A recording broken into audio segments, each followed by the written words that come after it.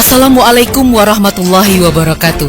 Sahabat Buya Milenial dimanapun berada, kali ini kita bahas kisah lengkap tentang Isra Mi'raj Nabi Muhammad Sallallahu Alaihi Wasallam. Isra Mi'raj adalah peristiwa luar biasa, peristiwa maha dahsyat yang dialami oleh Nabi Muhammad Sallallahu Alaihi Wasallam. Sebelum hijrah ke Madinah, sebelumnya tidak ada satupun manusia yang mengalaminya, menempuh perjalanan super kilat, lalu naik ke langit hingga Sidratul Muntaha. Isra adalah perjalanan Nabi Muhammad dari Masjidil Haram di Mekah ke Masjidil Aqsa. Sedangkan Mi'raj adalah perjalanan Nabi Muhammad dari bumi menuju langit ketujuh, lalu dilanjutkan ke Sidratul Muntaha. Sidratul Muntaha menjadi akhir perjalanan untuk menerima perintah Allah Subhanahu wa Ta'ala. Perintah tersebut berupa sholat 5 waktu sehari semalam.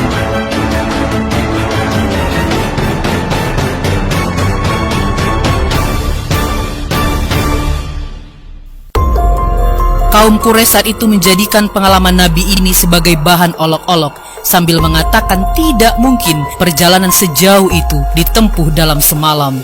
Namun bagi orang mukmin, kabar dan pengalaman Nabi Muhammad ini adalah sesuatu yang harus dipercaya dan dilihat sebagai mukjizat yang diberikan Allah kepada hamba pilihannya. Peristiwa maha dahsyat berada di luar akal manusia dan hanya bisa didekati dengan metodologi iman. Namun menariknya, ribuan tahun setelah peristiwa itu terjadi, perkembangan ilmu pengetahuan dan teknologi yang dicapai oleh peradaban manusia modern dapat menyulam untayan demi untayan perjalanan Rasulullah SAW itu menjadi satu frame utuh yang logis.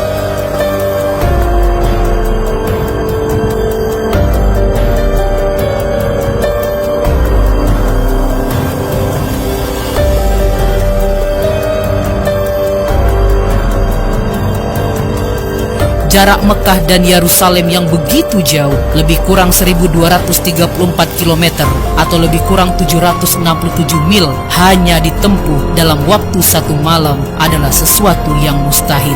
Ditambah pula naik ke surga yang sama sekali tak terbayangkan seberapa jauh jaraknya dan di mana letaknya serta bagaimana bentuknya.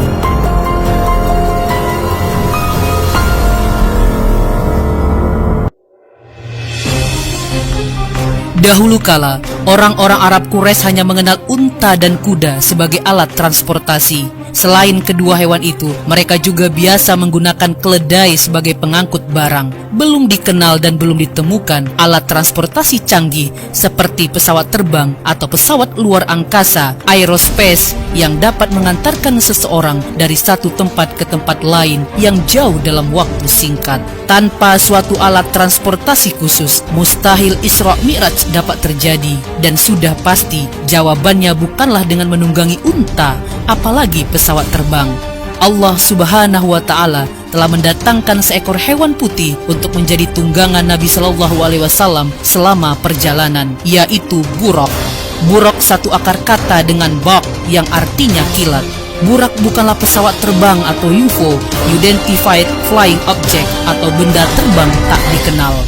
Berikut ini adalah beberapa ayat Al-Quran dan hadis yang terkait dengan Isra Mi'raj yang seharusnya meneguhkan keimanan kita akan kebenaran peristiwa ini. Namun sebelumnya, jangan lupa like, subscribe, dan share. Apa yang kamu tahu, yang lain juga harus tahu.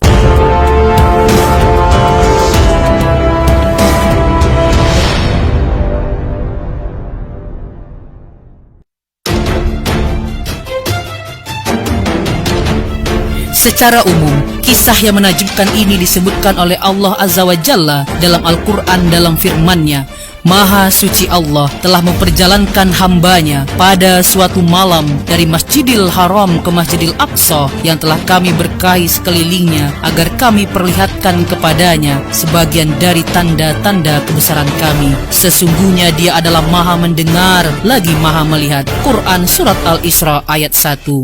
Usai salat Isya dan beristirahat sejenak, Rasulullah SAW yang saat itu terbaring di Masjidil Haram didatangi malaikat Jibril. Dada beliau dibelah, lalu hatiku dikeluarkan dan dicuci dengan air Zam-Zam, kemudian dikembalikan ke tempatnya dan memenuhinya dengan iman dan hikmah. Sabda beliau dalam riwayat Imam Bukhari dari Malik bin Sa'sa'ah, Setelah itu didatangkanlah Buraq yang nantinya menjadi kendaraan beliau sewaktu Isra.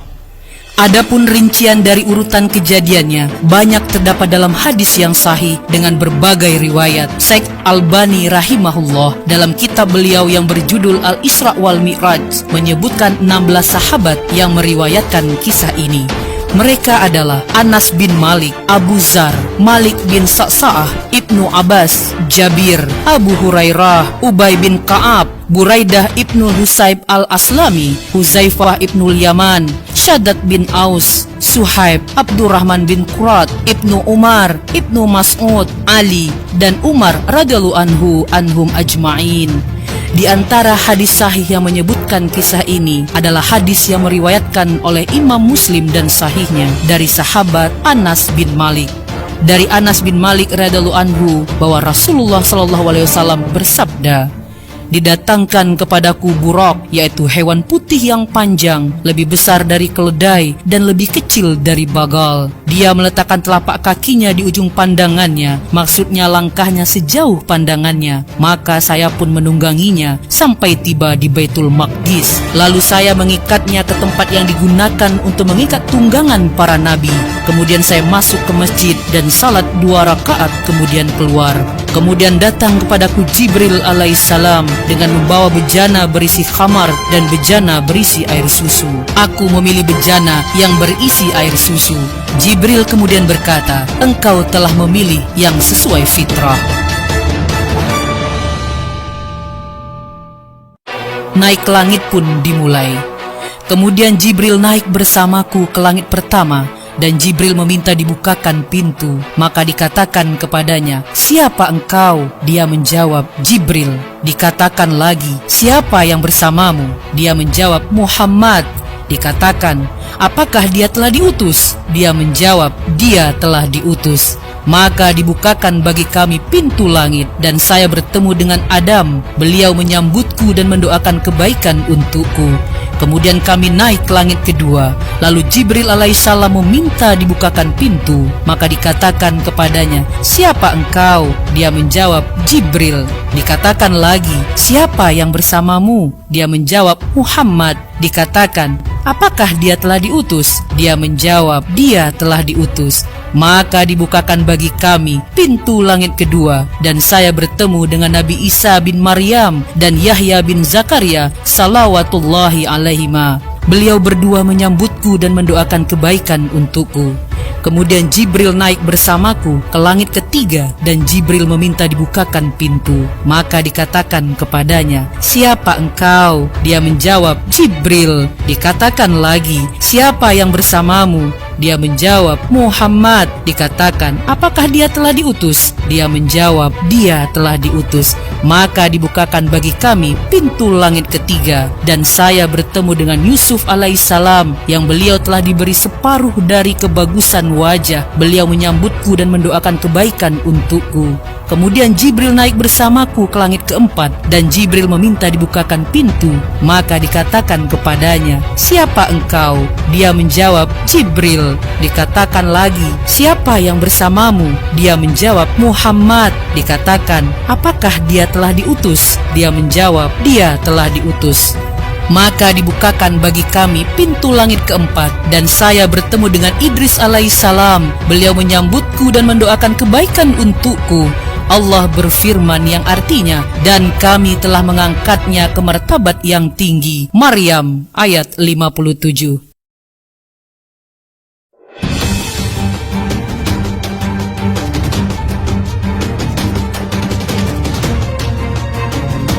Kemudian Jibril naik bersamaku ke langit kelima, dan Jibril meminta dibukakan pintu. Maka dikatakan kepadanya, "Siapa engkau?" Dia menjawab, "Jibril." Dikatakan lagi, "Siapa yang bersamamu?" Dia menjawab, "Muhammad." Dikatakan, "Apakah dia telah diutus?" Dia menjawab, "Dia telah diutus." Maka dibukakan bagi kami pintu langit kelima, dan saya bertemu dengan Harun alaihissalam. Beliau menyambutku dan mendoakan kebaikan untukku.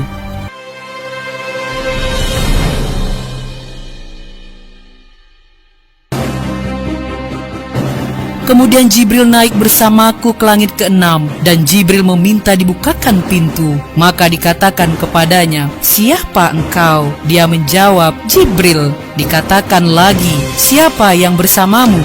Dia menjawab, "Muhammad." Dikatakan, "Apakah dia telah diutus?" Dia menjawab, "Dia telah diutus."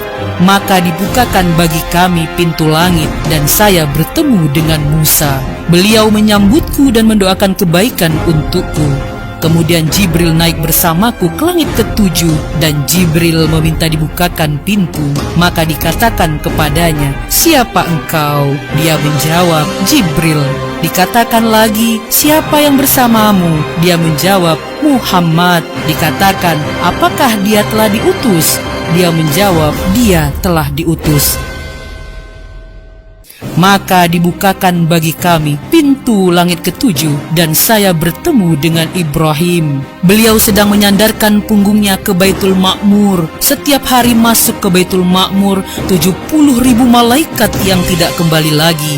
Kemudian Ibrahim pergi bersamaku ke Sidratul Muntaha.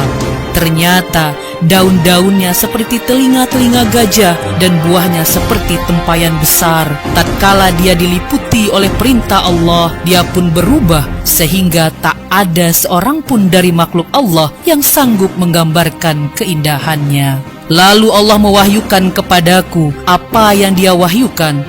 Allah mewajibkan kepadaku 50 sholat sehari semalam. Kemudian saya turun menemui Musa alaihissalam. Lalu dia bertanya, "Apa yang diwajibkan Tuhanmu atas umatmu?" Saya menjawab, 50 sholat. Dia berkata, "Kembalilah kepada Tuhanmu dan mintalah keringanan, karena sesungguhnya umatmu tidak akan mampu mengerjakannya. Sesungguhnya saya telah menguji dan mencoba Bani Israel." Beliau bersabda, maka saya pun kembali kepada Tuhanku seraya berkata, "Wahai Tuhanku, ringankanlah untuk umatku." Maka dikurangi dariku 5 sholat. Kemudian saya kembali kepada Musa dan berkata, "Allah mengurangi untukku 5 sholat." Dia berkata, "Sesungguhnya umatmu tidak akan mampu mengerjakannya. Maka kembalilah kepada Tuhanmu dan mintalah keringanan." Maka terus menerus saya pulang balik antara Tuhanku tabaraka wa ta'ala dan Musa alaihissalam. Sampai pada akhirnya Allah berfirman, "Wahai Muhammad, sesungguhnya ini adalah 5 sholat sehari semalam. Setiap sholat pahalanya 10, maka semuanya 50 sholat. Barang siapa yang meniatkan kejelekan lalu tidak mengerjakannya, maka tidak ditulis dosa baginya sedikit pun. Jika dia mengerjakannya, maka ditulis baginya 1 kejelekan." Kemudian saya turun sampai saya bertemu dengan Musa alaihissalam seraya aku ceritakan hal ini kepadanya. Dia berkata, "Kembalilah kepada Tuhanmu dan mintalah keringanan." Maka saya pun berkata, "Sungguh saya telah kembali kepada Tuhanku sampai saya pun malu kepadanya." Hadis riwayat Muslim.